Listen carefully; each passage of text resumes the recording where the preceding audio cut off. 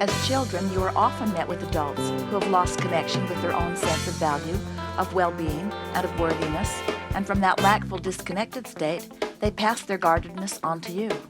Over time, humans evaluate the subject of sexuality endlessly, passing new laws, amending old laws, struggling futilely to come to agreement with others about the correct attitude and approach to the subject, and even more futilely to enforce the laws they created from their lackful positions.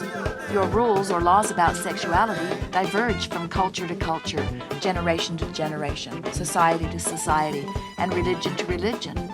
But in nearly every case, your laws about this and every other subject tend to hinge on the economic impact of the time. And most important, your sexual laws and rules, like all laws and rules, are made by those who are out of alignment with their broader perspective.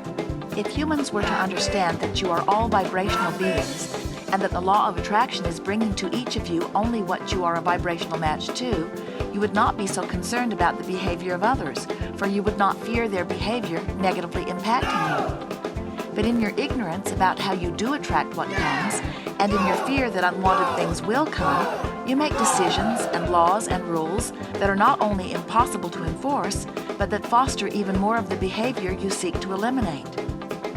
It is always true that the harder you push against what you do not want, the more of what you do not want comes into your experience.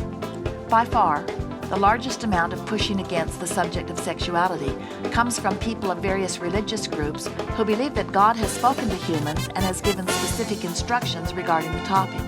The inconsistency of the message man believes he has received accentuates the impossibility of receiving answers from the pure love of Source when the receiver is standing in a place of blame or guardedness. The very idea that what I have received is correct, while what you or others have received is wrong, holds you in the place of resistance to the very source from which you claim to have received it.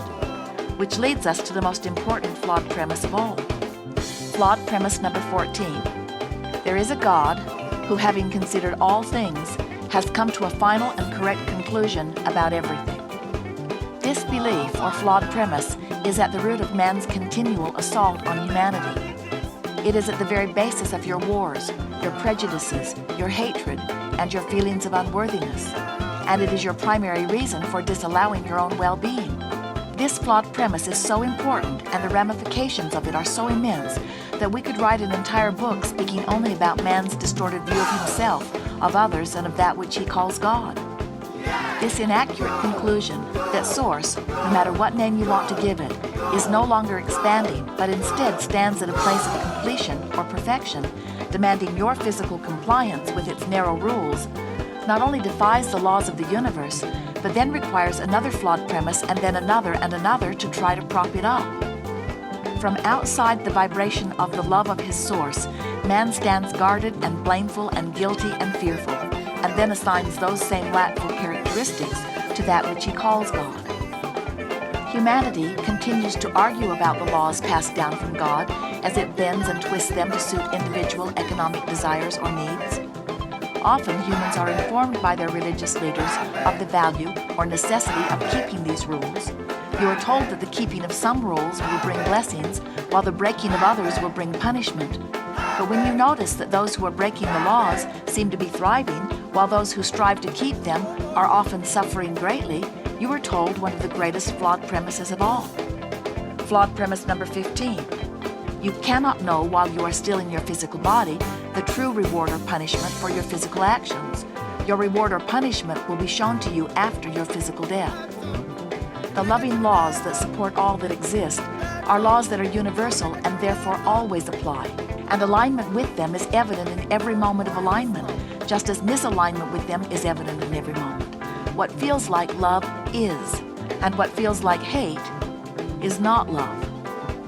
There are many who want to live in the appropriate way, but sorting out proper behavior from the enormous list of diversity leaves most people uncertain of the rightness of their path, which leads to yet another flawed premise. Flawed premise number 16. By gathering data about the manifestations or results of the way the people of Earth have lived and are living, we can effectively sort them into absolute piles of right and wrong. And once those determinations have been made, we then have only to enforce those conclusions. And once we get everyone to agree with our determinations, and more important, once we get them to comply with them, we will then have harmony on Earth. And so more people die every day in the struggle to defend or prove which way of life is the correct way, with each group claiming to have the absolute approval and support of God. And in not one bit of any of that is any true connection to God. You did not come into this physical body with the intention of taking all of the ideas that exist and whittling them down to a handful of agreed-upon ideas. In fact, that is the very opposite of your pre-birth intention. Instead, you knew that you would be coming into an environment of extreme variety, and that from that platform of difference and choices would be born more new and improved ideas. You understood that the eternal nature of that which humans call God would be enhanced by your participation. You knew that this platform of enormous contrast would be the foundation of the eternal expansion that exists within that which humans call eternity. There is no ending to the expansion of God, and physical humans' participation cannot be separated from that expansion. The most destructive part of humans' confusion about their connection with God or Source is that in their need to find and defend their values, they must push against the values of others. And the very nature of focusing upon and pushing against unwanted aspects of others prevents their alignment with the very goodness and source that they seek. And then they blame the differences in others for the emptiness they feel, which leads us to another flawed premise. Flawed premise number 17. Only very special people, like the founder of our group, can receive the right message from God, and all other messages from all other messengers are therefore incorrect. It is interesting that in the midst of a conversation about sexuality, we would not only uncover one of the biggest flawed premises of all, but that the subject of sexuality is also the avenue through which the existence of humans hinges. A basic feeling of unworthiness, due to the lack of connection with Source, is at the root of the confusion around the subject of sexuality. It is a rare human who has found what he believes to be the appropriate way to behave, who has then also mustered the self-discipline to behave that way, because the natural instincts that are inspired from a much broader knowing run counter to the restricted behavior assigned by human beings.